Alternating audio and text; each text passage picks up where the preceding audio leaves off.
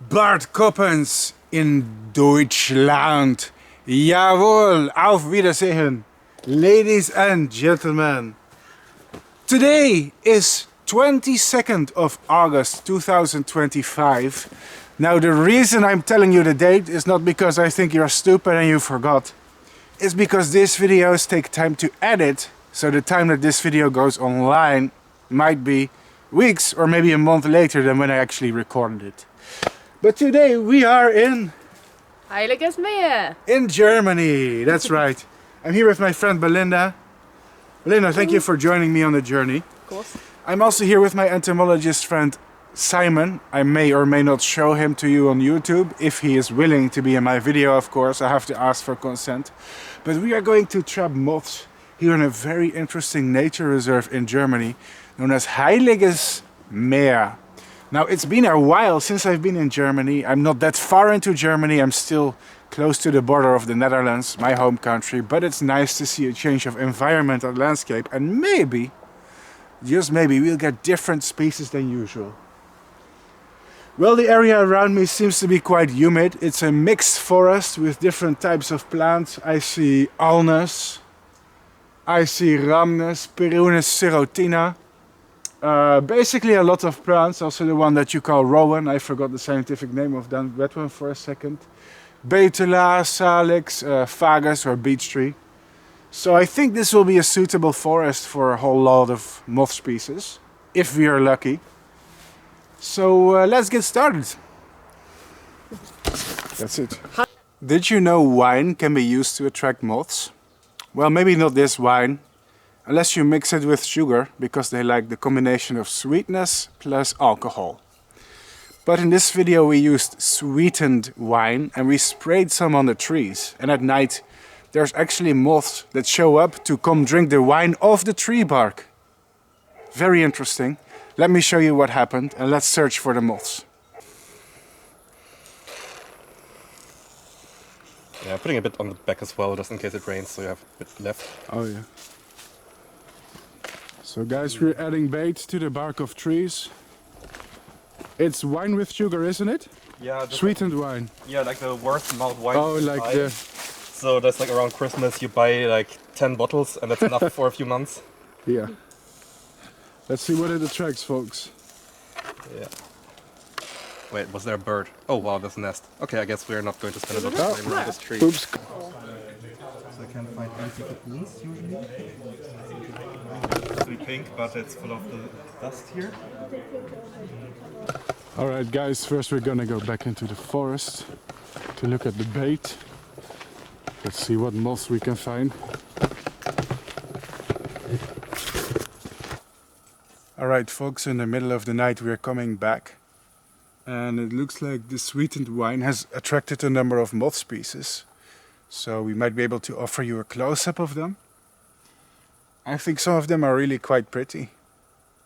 Unlike me, look at my face. Here.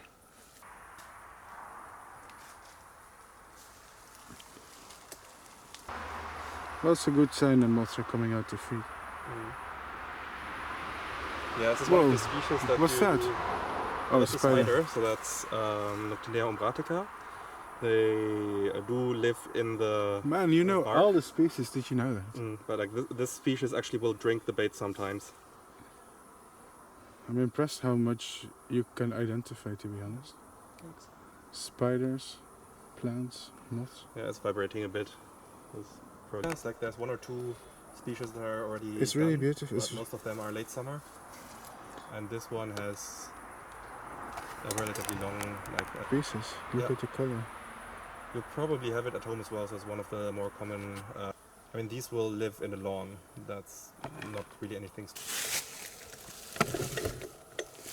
That might be common, but I like it. Alright folks, it's not a moth, but we have a pretty huge snail here, and I'm not kidding. What? Wow.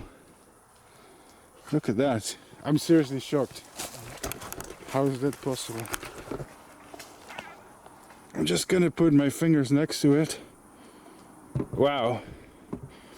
I'm gonna be honest, guys. in Europe. This is the biggest slug that I've seen in my life. Wow, that's actually quite shocking. What a beauty. Oh.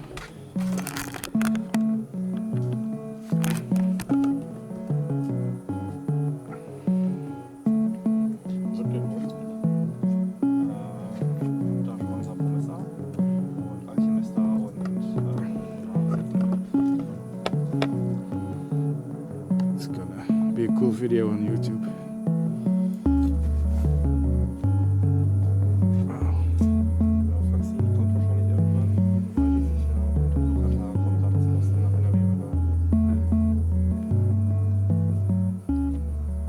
Amazing. This is looking promising, guys. Wow. I could find the standard female color morph. What did you find? Yeah. Oh, there it is. Like the. Well, folks, this is a common one. We've seen it in many moth trapping videos, but its markings are slightly different. And it's interesting to see the variety of species that come here to light. Here you can see how much difference a little bit of sweet and wine can make. It's really nice to look here at night between the trees, and even late in the year, in August, almost September, you can still get a lot of species. In the end of summer, or you could say early autumn almost. Very nice. Very nice. Let's see what else we got. Whew.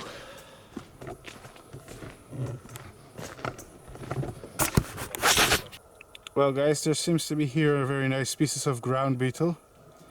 It's a bit shy. It doesn't like the light. But it was definitely attracted to the wine.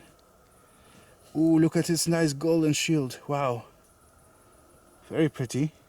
Look at that. That's amazing. From a right angle you can see the color. Fantastic species. So it turns out predatory species also like to have a sip of sugar. Very cool. So I don't really know much about beetles at all. But I've just been told by Simon that this is a species of snail-eating carrion beetle, which makes them quite specialized and interesting. I don't think I've seen this species in real life before in the Netherlands, so this trip to Germany was definitely worth it. I already see a lot of European species that usually I just don't really see. That's really cool. So far it's really paying off to take a look here at the fauna at night. I think this one is called the dark swordgrass moth, Agotis ypsilon. This species is a seasonal migrant that travels north in spring and south in the fall to basically escape extreme temperatures in the summer and winter. It seems to be super widespread. Europe, Canada, United States of America, Australia, New Zealand, North Africa, and even parts of Asia. Super polyphagous species, and larvae often feed on a big selection of grasses and herbaceous plants. Cool! Enotricha flammealis probably.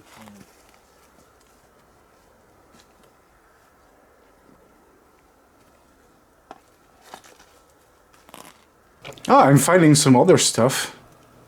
This one is known as the oak bush katydid species, which lays eggs in tree bark. It's also a carnivore.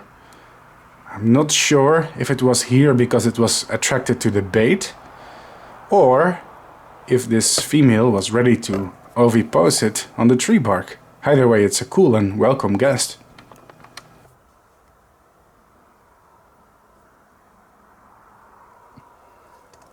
Alright guys, believe it or not, we put some bait here on this little post here, which is on the edge of the lake, I guess. You can't see it, but it's there. And there's some interesting little moths on it that are definitely different from what we've seen before.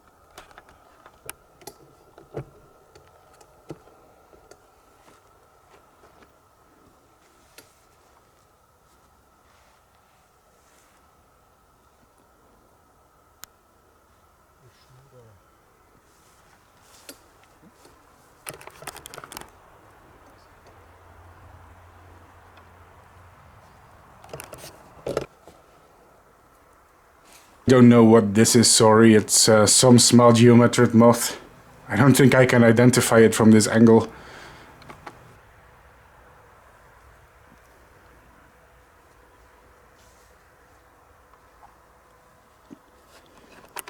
What did you...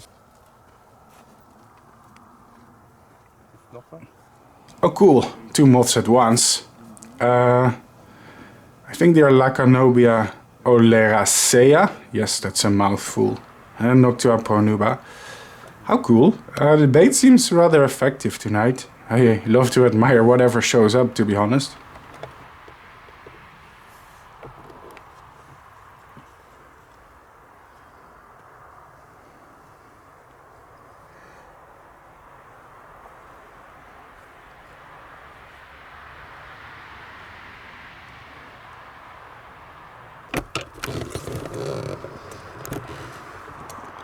As you can see, there's a grassland here. I guess you could say a woodland edge. I'm not sure if it's a natural woodland edge, but it's an edge nonetheless. And on the poles, we do get other species. Interesting.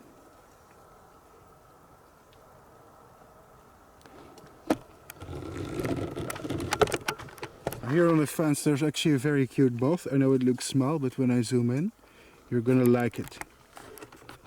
Oh, look guys. The peach blossom is Thyatira batis, I believe, and it's a really cute species.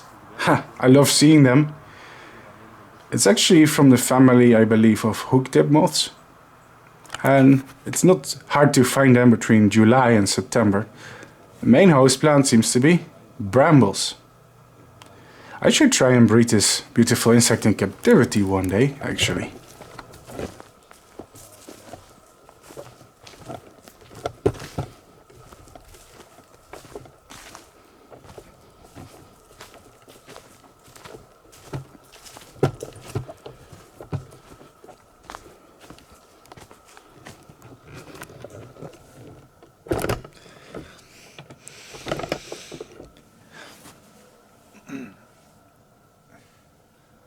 Wow, guys. I need to be a little bit quiet because people are sleeping here. But as cherry on top of the pie, I have a little moth trap here. Unfortunately, it's been a cold night. I'm saying unfortunately, not because I can't handle the cold, although it's a bit chilly. It's the moths that respond to lower temperatures too. So we do have a nice amount of species. Sorry, that was a whole bottle of cola that I drank before recording. We do have nice species I want to show off, but it might be a little bit less than normally late August. Because on the warm nights you do tend to get more. That being said, we're not gonna ruin the fun. We're gonna show you some of the cool moths that we managed to attract. Well, the first one is not a moth. Alright, ladies and gentlemen. Look at that.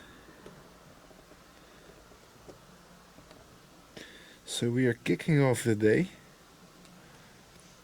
with a species that's obviously not a moth, but they are attracted to the light.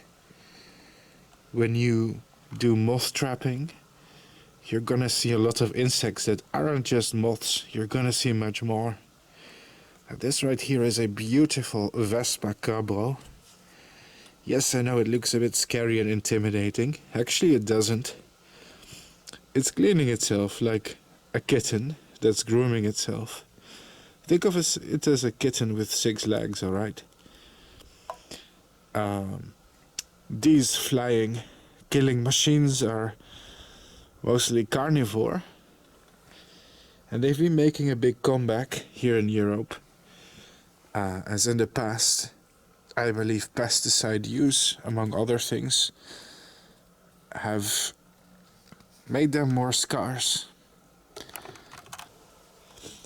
Now, believe it or not, but in the 50s and the 60s, this hornet was almost wiped out in many places in Europe due to widespread use of agricultural pesticides like DDT, which were wreaking havoc on our environment and caused many species to decline and almost go extinct.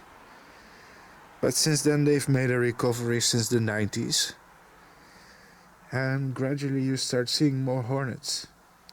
Now, most people are not excited to see hornets, but I am. They are a very important part of the environment. In fact, they have a lot of interactions with other species, especially as hunters. Yes, they are mostly insectivores, I believe, and you'll see them hunting other insects like, well, they love to hunt butterflies and caterpillars actually, but you can also see them go for stuff like grasshoppers or flies and bees. They don't really discriminate that much, but they help control other species, which is very important. Now, another thing that people don't know is Vespa crabwel are actually nocturnal. Yes, they can hunt at night, which is another reason why you might see them show up to an insect light trap. Very fascinating. Seems to be relaxed. If we zoom out, we see that there's actually two hornets. Two big hornets here. Here's number one. Hello, sir. And here's number two. You gotta be careful, like, hornets are generally speaking not aggressive. But you definitely don't want to upset them, because they might be defensive. And if they sting you, if you touch them too much, that's completely on you. That's self-defense. Let's move on. It's small, but it's gorgeous. That's what she said. Can you guys see it? There's a tiny little moth here that I really love. And they don't like to be handled. So I have to be careful. It's not gonna cooperate, is it? I might have to show it on my sheet, but if it sits on my hand, it would be much more easy. Come on, buddy. Oh, there you are. Here it is. Look.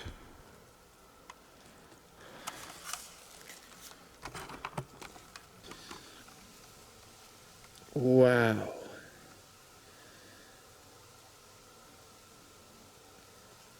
Wow. Here it is sitting on my finger. And this is one of my favorite moths of the night. Now guys, I know moths are small, okay? And usually less colorful than butterflies, but species like this make my heart beat faster. Now I believe this one is called Selenia lunularia, also known as the lunar thorn. Caterpillars feed on a lot of plants, I believe, such as oak tree.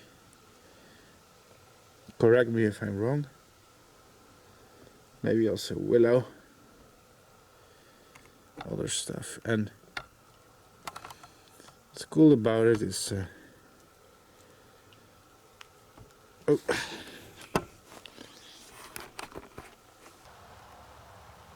It's a small moth, but really colorful, and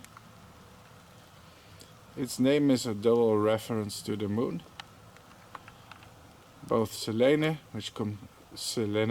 which comes from Selene, and Lunularia, which comes from Luna, are references to the moon. It's not hard to see why it's called a lunar thorn, because its wings have tiny crescents that kind of remind us of like a half moon.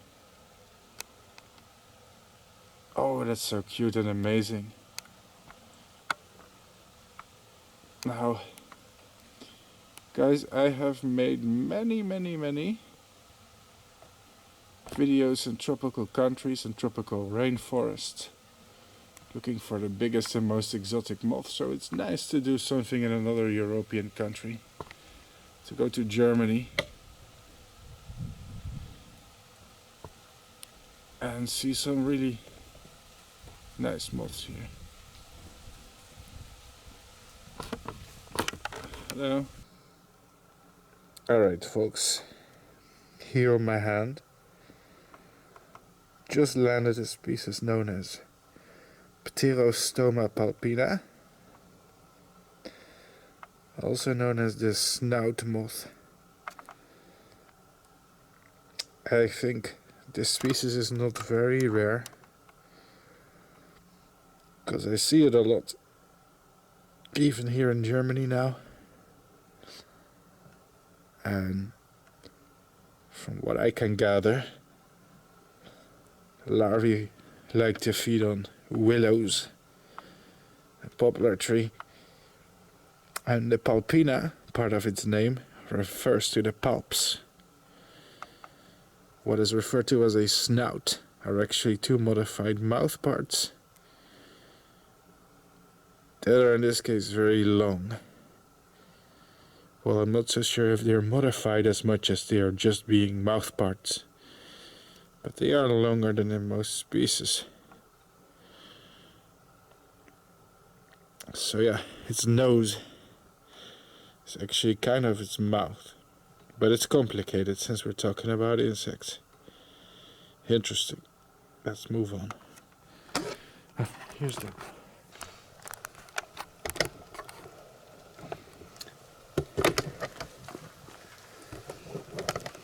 Alright folks, down here on the net I see another interesting species that I want to talk about. Let me grab my ring light. This is what I use to get good lighting. Now excuse me if it starts to rain a little bit, we need to be careful with that. Let me get a close-up, okay? This is gonna take a while, it's not easy.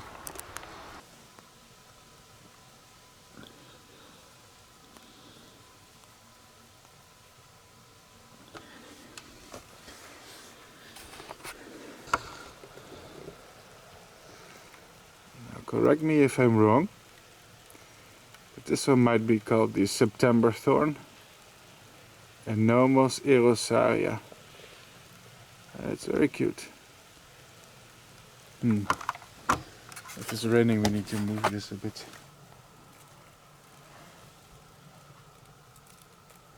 Is that a hummingbird hopper?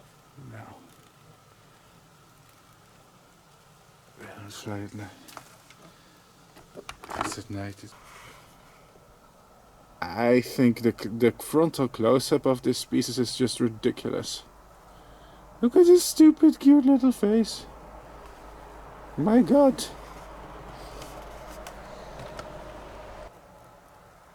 It's like somebody put a pair of beady black little eyes on a piece of cotton.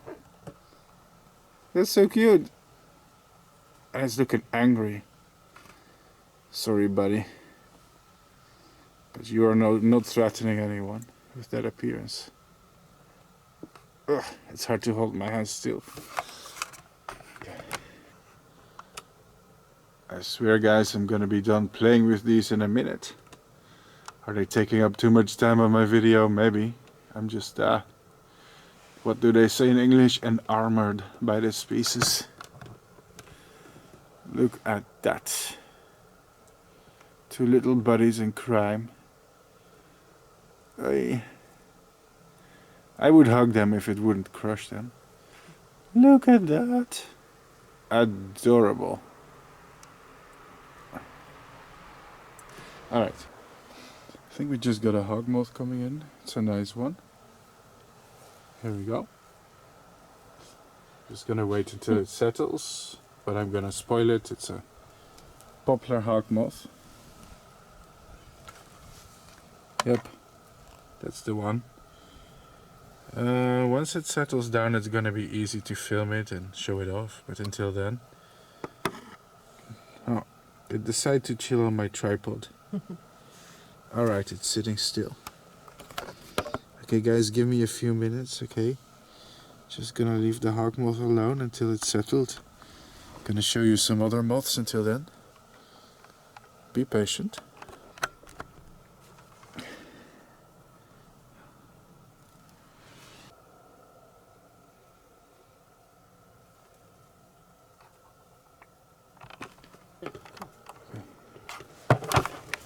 Bye, good night. See you tomorrow. Alright folks, this one is for you hawk moth lovers out there. This one is called the poplar hawk moth, Laotopopili. It's one of the more common hawk moths that you find here in Europe, in Northern Europe at least.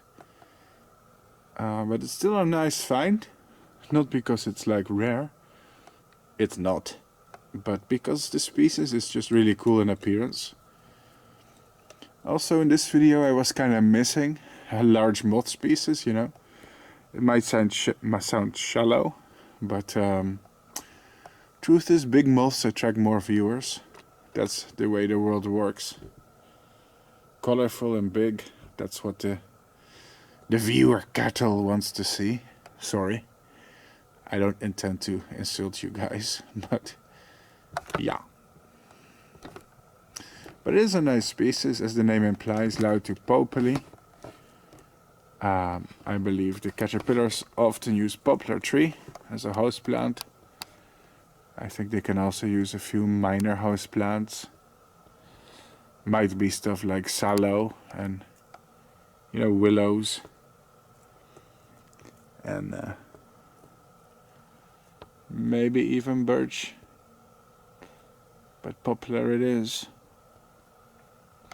As cool as this species has like these hind wings that it keeps in front of its forewings. Front facing hind wings we call that. What a name. Ah. As you could see, it has two like rusty orange spots on them. If it flaps its wings you might briefly see it. Interestingly, this species does not feed. It has no mouth. Well, it has a mouth, but it has reduced mouth parts, is what an entomologist would say. It cannot feed to sustain itself, and this is actually quite normal for quite a few hawk moths in Europe, especially the Smerentinae subfamily, for those of you who know what that means. It's a beautiful moth. I'm actually quite happy to catch this right now. Very cool. It's completely like settled on my fingers, so. Well, it's just nice to get something like this. Makes me very happy.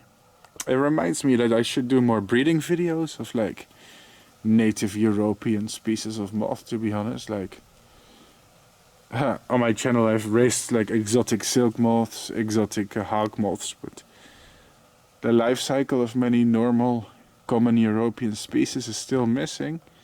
That's my fault, it's kind of an oversight. So in the future I promise I'm gonna work on raising some of these species too, making a breeding tutorial. Because we should not forget about the species from the continent where I'm from, not just exotic ones. Very beautiful. Heiligesmeer is a very fascinating place to me. This is my first day here, but I can tell you guys, please visit. Please visit Heiligesmeer and you can see so many types of wildlife. It's actually quite great. Fantastic. I love it. Come to Heiligesmeer in Germany. We have moths and döner. Well, we might not have döner, okay? But we do have moths. But you can get döner. I'm not sure what to say. Let's move on. Being here late in the year and seeing all these late year species. Well, not all of them are late year species. Some of them have like multiple broods a year. But the ones like the September thorns, etc. are late year species. Oh man, it just reminds me that the season is ending. I'm a bit sad because, you know, butterflies and moths is a very seasonal hobby, a seasonal interest. I do the breeding of my insects in summer. If you're curious, then check my channel. I have hundreds of videos about it. But you probably already know that if you're watching this, unless you're totally new here. Yeah. Makes me feel kind of useless because winter is for me a useless time, you know. It's like I have no purpose, no reason to exist. I'm sorry, Dad. I'm sorry for being the way I am. It's your genes that did it, though. Don't tell him that. He doesn't watch my channel. Yeah. Let's move on. Aha. What is a Luperina testacea, you ask? Well, I'm glad you ask, because that's why I'm here. It is a creature with an adorable face. No, that's not very educational. Let me make it more educational and tell you something. Right, Luperina testacea. Larvae feed on grasses, widespread in Asia and Europe.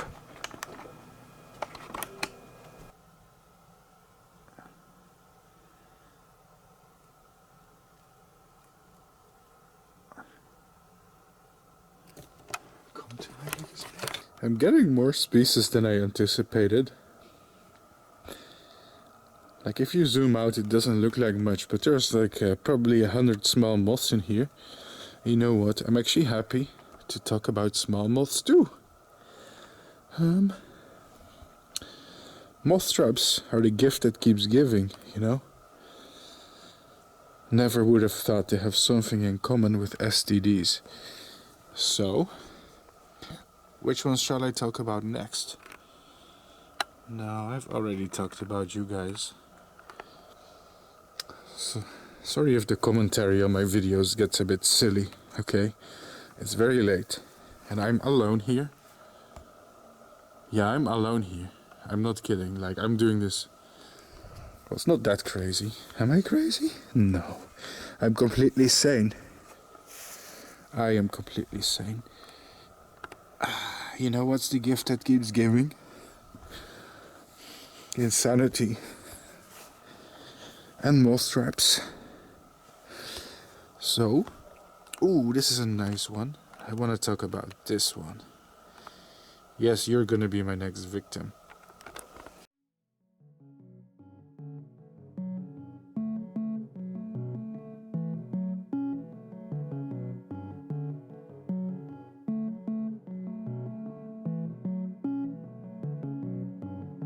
All right.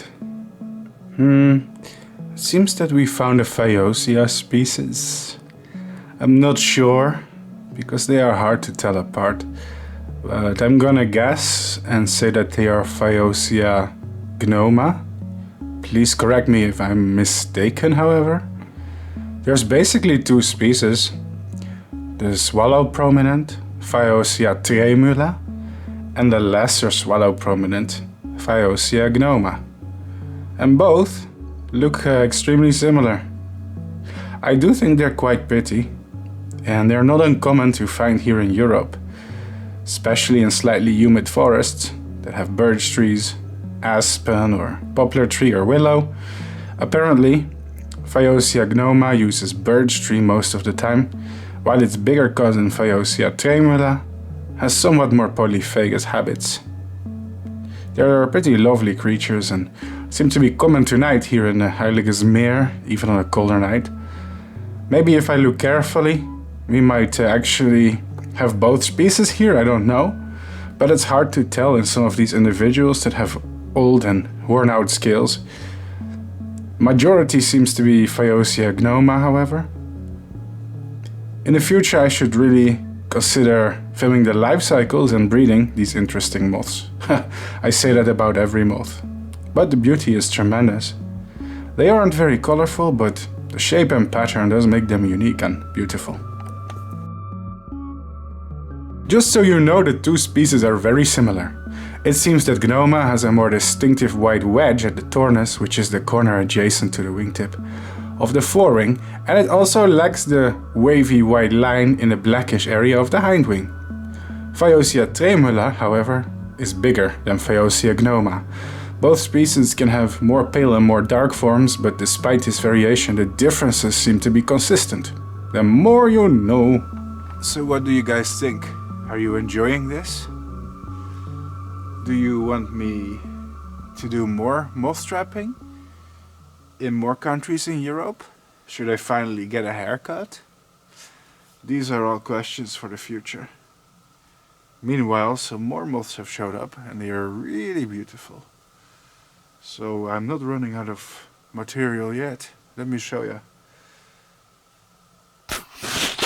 Now if you've got oak tree nearby, you might find oak hook tips really common. I am not going to put them on my fingers because hook tips are for some reason shy creatures. But you know what? If I was like a centimeter in size, I would be a shy creature too, you know? I mean, it's not always about the size, it's also about how you use it. But at the same time, I get it. Not because I relate from personal experience, but because other reasons, okay? Stop asking questions. So this is Watsonella binaria. Cute common little thingy. You might get several per night, and we did. But what I really like is their hind wings. And oh, this one is showing off its nice golden yellow hind wings. Look at that. That's a beauty. That's a beauty. Remember the name Watsonella binaria. Has the nice colors of a chocolate caramel candy. Pleasant to the eye.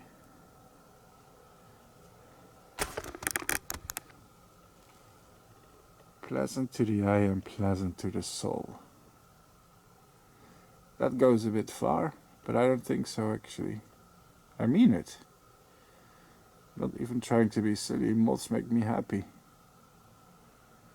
They're just such delightful little creatures. Simply delightful. Yeah, even these common ones are really beautiful. Look at the detail. Very nice, very satisfying. I love it.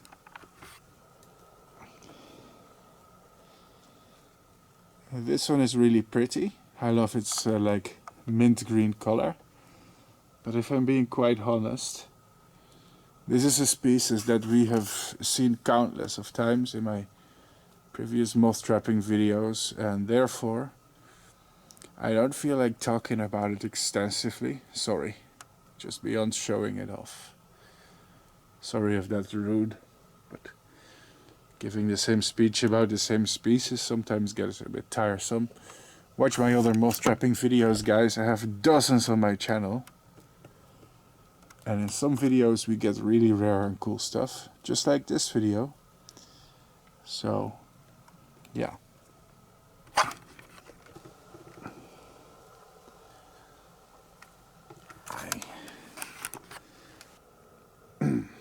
Well, guys, in terms of common, but nice and pleasing to the eye, this one is one of my favorites.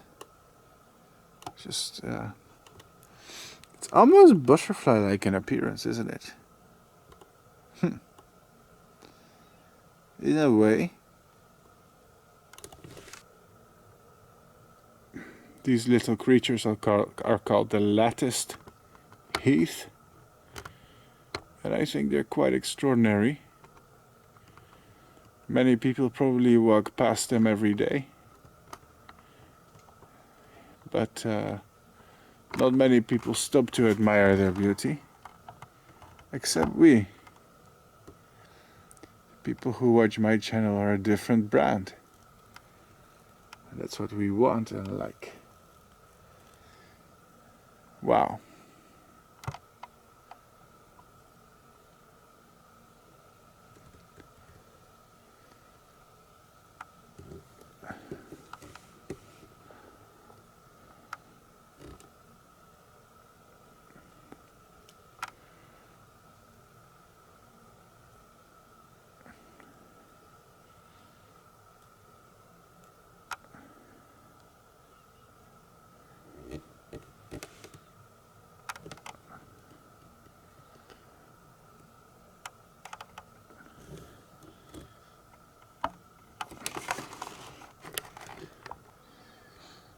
I bet you didn't know that Germany has such cool species of moth that are so beautiful that you can see everyday life.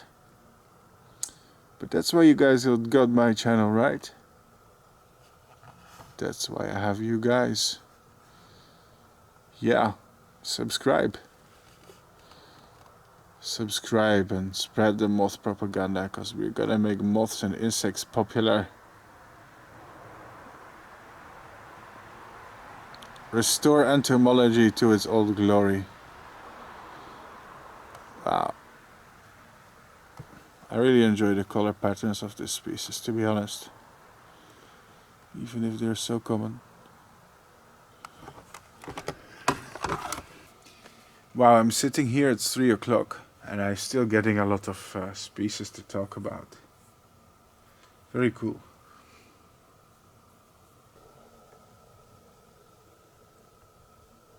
Cestia sinigrum. Looks a little bit gothic. Nice dark colors on there.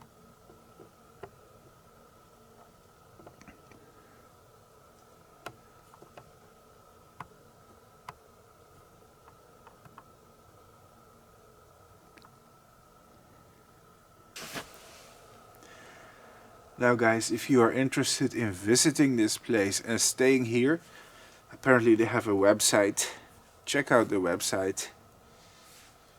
I would personally like to return next summer, if possible. Especially during the peak of the moth season. I'm not complaining, I'm getting nice species, but I think the best would be like late July or June or spring, because it is late in the season and the nights are getting more and more chilly. No, not that chilly. Chilly.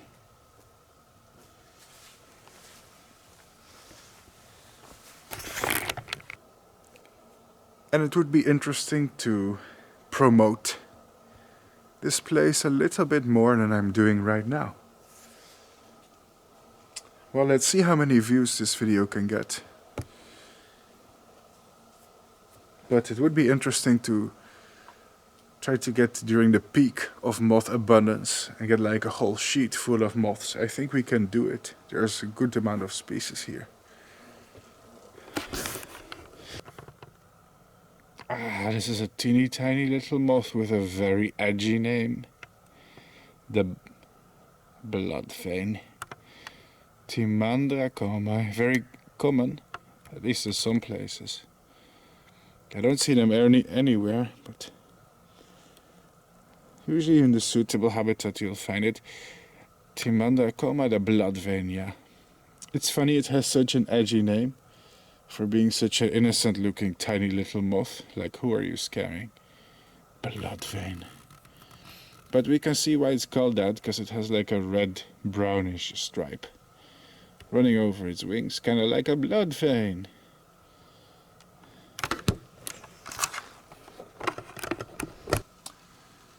There's still a few more moths that I could talk about, but slowly we're running out of material. And it's getting late. I'm getting sleepy. So, let's do a few more species.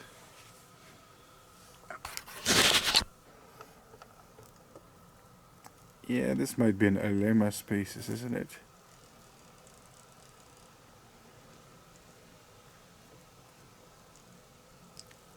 Oh, I'm having fun. I'm having fun looking at these moths. It's been great, actually. Even the small species that we get are really interesting. Oh, sorry.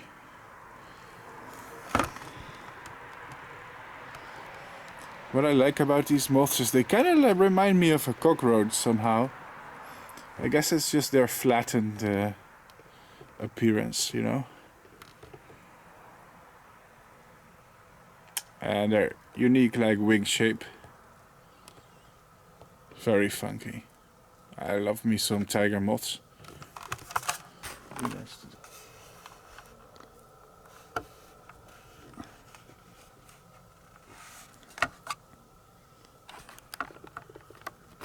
also known as the engrailed.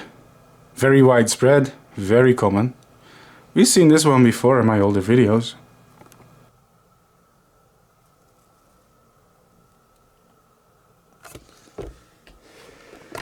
Oh, that's really tiny. That's really small. Oh yeah. Alright guys, that's it. This is almost the end. I'm running out of time and I'm running out of energy. I could sit here and talk about moths for hours, but it's almost 5 o'clock in the morning. I think the moths are gonna stop coming in about 1 hour when the sun is inevitably gonna go up. But I also have like a field trip to do around 9 or 10 o'clock in the morning. So if I sleep at 5 and get up at 9, that doesn't leave many hours of sleep. I'm gonna be devastated tomorrow. So I'm gonna make the choice to go to sleep, go to bed. It's a shame, but it was almost over anyway. I mean, I could have sat here for half an hour or 2 hours, watched the sun come up for just a handful of moths, and ruin my sleep even more. I had great fun. Thank you guys at Heiligesmeer for hosting me. It's fantastic. I would like to come back when the moths are even going more crazy. Not that this wasn't enough. It sure was. I enjoyed it. I would have even more video to make in the future. Hopefully it inspires some people to come here and visit. Let's do one more moth before I go to bed. It's a nice chocolatey colored one that I always wanted to show you. I think it's from the genus Clostera.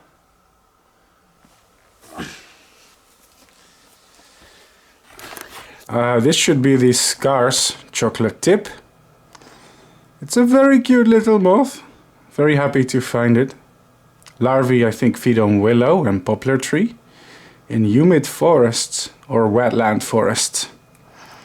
It seems that in most places, the Clostera anacoreta, they appear in, I think, 2 generations from April to early June and in July, August, sometimes even a bit later. The caterpillar lives until September, I think, and the pupa just hibernates.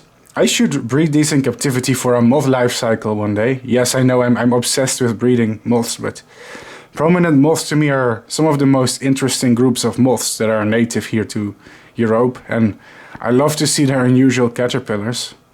The main food plants of the caterpillars, are definitely poplar and willow, so that should be easy.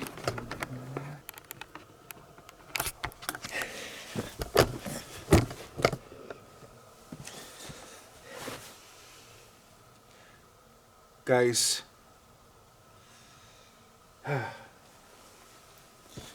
that's it, right? Yeah, that's it. Yeah, that's it. That's really the end. Bart Coppens checking out from Heiligesmeer, Germany. See you guys in the next moth trapping video. We have many to show you.